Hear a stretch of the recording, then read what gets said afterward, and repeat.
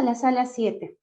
Recordarles a todos los asistentes de realizar sus preguntas en el chat dirigidas al moderador 2, para que puedan ser contestadas por nuestro ponente al final de su exposición. A continuación, tenemos la ponencia de Andrés Ugaz Cruz, cocinero y panadero, gerente del proyecto Back to the Roots, promovido por el Fondo Interamericano de Desarrollo Agrícola, FIDEAM, director de la consultora Cocina, Identidad y Territorio SAT. Nos presentará el tema Agricultura Rural y Gastronomía. Bienvenido, Andrés. Quedamos atentos a su exposición. Perfecto, voy a compartir. Gracias por la presentación. Voy a presentar primero un video que resume un poco el proyecto que me toca coordinar, que es un proyecto en Perú, Chile y Bolivia. El proyecto se llama Back to the Roots, es con el FIDA, y ya castellanizado es Cocina Par, por el concepto de patrimonio alimentario regional.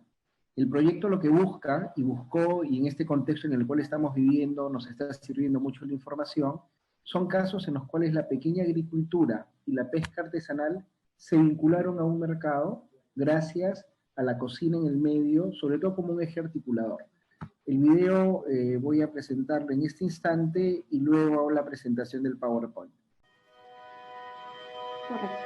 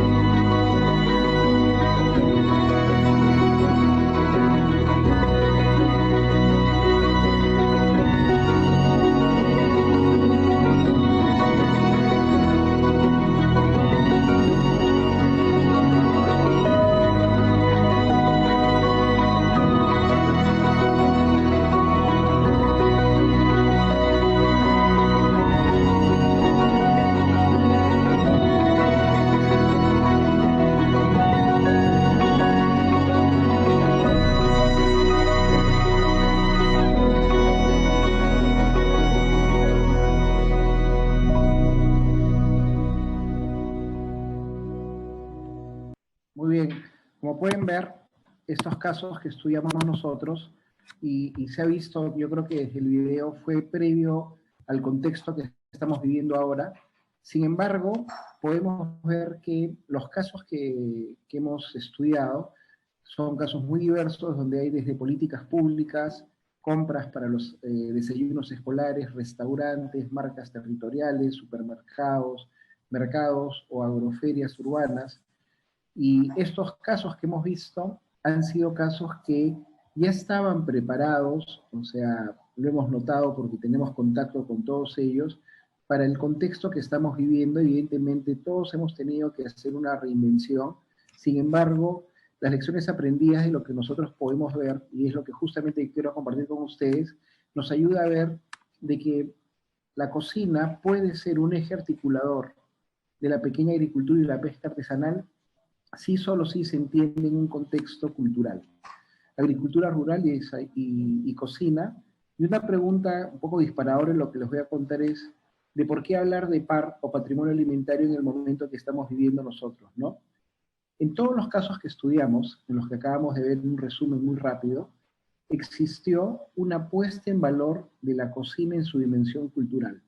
En algún eslabón de lo que ellos trabajaron, vieron que la cocina, la memoria, el legado, todo lo que generaba aquella identidad local era parte importante en la oferta. Y de hecho lo que podemos ver ahora es que ese elemento del patrimonio alimentario es muy importante para lo que ha sido y lo que es el momento que estamos viviendo. Importante también en todos los casos fue la existencia de una comunidad pública-privada donde la academia, donde las empresas privadas, donde el Estado, en cualquiera de sus niveles, fue fundamental para que se haya posibilitado una gestión y un vínculo. Otros temas importantes también es que desde todas las políticas que se dieron, se han dado desde y con los actores locales en el primer momento, con lo cual no fueron estrategias que llegaron para imponerse, sino fueron co-construidas básicamente. Y un tema que nos llamó mucho la atención es la existencia de un flujo de información que existía y un plan o estrategia de comunicación en todos los casos, donde hemos visto que el pequeño agricultor y el pescador artesanal van a tener un acceso al mercado siempre y cuando existe un flujo de la información, que el comensal final y el productor inicial puedan saber qué es lo que uno demanda y puedan saber qué es lo que uno produce y cómo lo produce. Ese flujo de información nos lleva a ver de que no ese mito de decir saquemos al intermediario del medio, en países como Latinoamérica, donde vivimos nosotros, vemos que es, digamos, muy demagógico, ¿no? Es importante, de todas maneras, contar en algunos casos con pocos intermediarios, pero sobre todo con la información que fluya. El problema es cuando la información no fluye y se generan, digamos, elementos de poder a partir de esa información. También importante es que en todos los casos que nos tocó estudiar, en el caso del Perú, desde la Universidad Católica, en el caso de Chile con la Fundación Rondó, en el caso de Bolivia, desde el movimiento gastronómico MIGA, pudimos ver de que la cocina fue un medio para articular al pequeño agricultor y al pescador, pero también sirvió para la generación y la preservación del patrimonio alimentario regional. Cuando nosotros pensamos de que durante la cuarentena, ¿no? Todo lo que hemos vivido nosotros, millones de familias hemos estado en casa, hemos recuperado la mesa, la sobremesa, estamos de una u otra manera sensibilizados a lo que va a venir, y ha habido un momento en el cual estos espacios recuperados también han ayudado a que la cocina de compartir, la cocina familiar, se ponga, digamos, en un momento para la reconexión general. Creemos nosotros que los grandes tomadores de decisiones de consumo en las grandes ciudades no son los restaurantes, pero sí sobre todo son el número importante de familias que ahora tienen una forma distinta de mirar su alimentación. La cocina cuenta con una capacidad importante de movilizar fuertes emociones y además porta información relevante en las sociedades. Y el momento en el cual vamos a empezar a vivir, no podemos hablar que vamos a vivir una post-pandemia, pero sí podemos hablar del mundo que ha dejado la pandemia, al cual somos parte nosotros, y donde probablemente la economía volverá a los estadios previos y la política se reordenará, pero nosotros no seremos los mismos. Y ahí yo creo que es importante ver cuáles son aquellos espacios que se van a necesitar articular cuando las políticas públicas empiecen a tomar decisiones. Este contexto COVID que se ha presentado en nuestros países ha implicado una contracción muy fuerte del PBI mundial, y en Latinoamérica nos ha costado casi el 7.2% en el año 2020. Esto ha significado que notemos nosotros que existen fragilidades económicas, sociales, ambientales, que están profundamente conectadas. Y a su vez, y paradójicamente, se presenta una oportunidad para acelerar estos procesos hacia estos objetivos, y lo vamos a ver con algunos casos. Dentro de la proyección que vemos nosotros de entidades que estudian justamente ello, como el Banco Mundial, vemos que nuestros países en Latinoamérica, y el Perú es uno de los países que va a liderar el crecimiento. Y esto no lo decimos desde el Perú, a pesar de todo lo que estamos viviendo, sino que esta es una proyección real. A pesar de todo lo que estamos viviendo, lo que está pasando, digamos, con el precio de los metales commodities ha generado un movimiento importante, y se vislumbra un 2022 con por lo menos un 4 o 5% de crecimiento. Hemos escuchado desde que empezó la pandemia nosotros que vivimos en una economía de guerra, y cuando hablamos de una economía de guerra es el Estado, y no necesariamente el mercado, los que asumen un papel importante y central. Y cuando hablamos de esto, estamos hablando que estas crisis requieren escalamientos nacionales y regionales. Y también, como nos dice la CEPAL, no voy a leer todo esto, pero es histórico que la CEPAL nos hable en el punto número 4, que se ofrece un espacio intergubernamental para convocar a las partes interesadas de los sectores público y privado, a la sociedad civil y a la academia.